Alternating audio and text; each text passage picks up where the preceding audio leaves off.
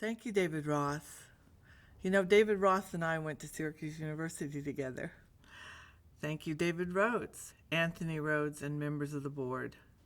And most important, the graduates of the class of 2021. I recognize your accomplishments in this most difficult year. You have earned all our admiration. I'm honored to be here. The invitation came as a complete shock. I am an unlikely commencement speaker. I was never the person voted most likely to succeed. I was always a disruptor and a troublemaker. I was born in Shreveport, Louisiana, and grew up in South Florida, which in the 60s was a cultural desert and the land of no parents. What I mean by that is people would go to Florida to escape. It was like Las Vegas today, I think.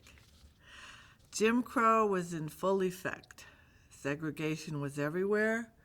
Women were expected to know their place, and abortion was illegal everywhere. I was constantly sent to the principal's office for talking back to my conservative evangelical teachers. I used my artistic talent in a very specific way. At age 16, I was arrested for buying alcohol for myself and my friends. I had braces on my teeth, and there was no way I looked 21. I had those metal braces on every tooth, too. The cop knew I wasn't of age, but he couldn't figure out because my license looked so real. He put me in jail. He kept asking me whose driver's license this was, and I kept saying it's mine. And he kept me there all night. He actually fingerprinted me and booked me. And finally, at dawn, I admitted that I had forged the driver's license. He had no idea because I had done such a great job. What I never told the cop was that I had a small word-of-mouth business changing kids' driver's licenses. My only accomplishment up to that point was that I could draw better than anyone else.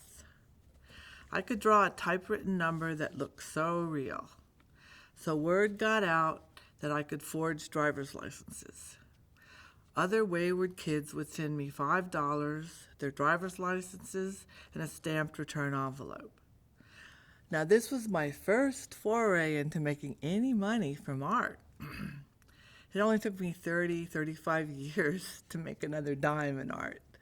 So I always tell students, don't go into this unless you have no choice. Or you have to go into this with love or from love. Thank God for paying teaching gigs. I love teaching, and that is how I've survived in New York City. I've been teaching at SVA for 35 years.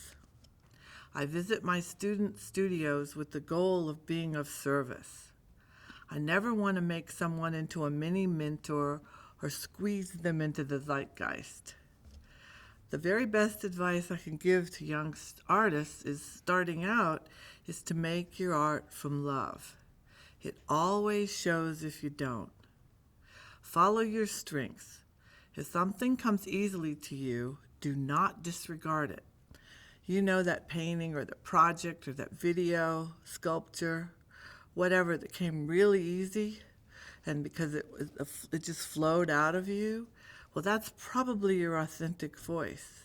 And you're always told, well, challenge yourself. You know, you think to yourself, this can't be this easy. But trust me, I really believe it is this easy. This is the voice you should follow. What comes easily is probably your most authentic voice. Don't try to follow the movement of the moment. Make your work from your truth. Trust your inner voice even when you are insecure and have no confidence. Most art has to fail before it succeeds. Remember that failure and rejections are your teachers. Take that risk. Follow that instinct. Trust me, I'm speaking from experience. Soon after I came to New York, I tried to make abstract gestural paintings so I could fit into the German Expressionist movement that was everywhere. Realism was a dead end, totally dismissed. I couldn't get anyone to come to my studio. I took my slides around. Nobody would even call me back. Now, since I could copy anything, the paintings I made looked pretty, gestural. They looked like they were spontaneous, but they were so bad. They were inauthentic and fake looking. I just wanted to feel like part of the current dialogue, but it was my big mistake. That's when I learned to embrace what I had fun doing. I was good at creating paintings from my photos. It came easy to me. I loved to do labor-intensive paintings and spend hours building up surfaces. Whenever I lost track of time while I worked, I realized that that's where I needed to be, in the zone. That's when things just flow. This has never changed. Sometimes it's agonizing to get it right, but if I know it's right and the work is communicating with other artists and with other people, there's no better feeling in the world. That feeling, unfortunately, doesn't last long, and I have to do it all over again. You just can't work from a formula. You have to keep stretching and expanding to make new things. Okay, so let's talk about today. The political unrest that we are all facing right now parallels the tremendous social upheaval that I witnessed in my student days. People were on the streets protesting for civil rights and against the Vietnam War. It was a time rife with sexism, racism, homophobia, and inequality. Feminism and the pill were brand new words. I never had a female teacher at the University of Florida, and I never had one in grad school at Syracuse University. My first class was all white and all boys, except for me. And some of them were just there to avoid being drafted and sent to Vietnam. This was 1970. College students were just beginning to find their voice, protesting the Vietnam War. And then the Kent State Massacre happened. The Ohio National Guard opened fire on a crowd of students who had gathered to peacefully demonstrate. This was a real tipping point and was a unifying moment for students across the country. After Kent State, we students went on strike. We shut down the university. We shut down Syracuse and at least 400 other universities and schools across the United States. Then we went to Washington, D.C. and marched with thousands and thousands of other students against the war. I found my like-minded people in grad school, and we supported each other in protest, in our studios, and in our personal lives. We became each other's community. We had each other's back. I want you to stay close to the art community you've met and made this year and all the years you've been in school. These are the people that are going to come to your studio when no one else will. I'm friends with people I went to school with, for 30 years now, 40 years. I have learned more from my fellow students than I ever did in class. Now, this has been a horrible year. Coronavirus and isolation, massive unrest across the globe. Racial tensions, sedition, voter suppression, democracy hanging by a thread. And then, on top of all that, fucking classes on Zoom. What a horrible year. I know it's hard to believe now, but I have witnessed progress. We inch closer to a more just society every day. 2 steps forward and 1 step back seems to be the reality. Same with making your work. For every good piece of art you make, you've got 200 failures, or at least I do. Once you find your authentic voice, trust it. If a rule doesn't make sense, break it. Act on that impulse to fight injustice.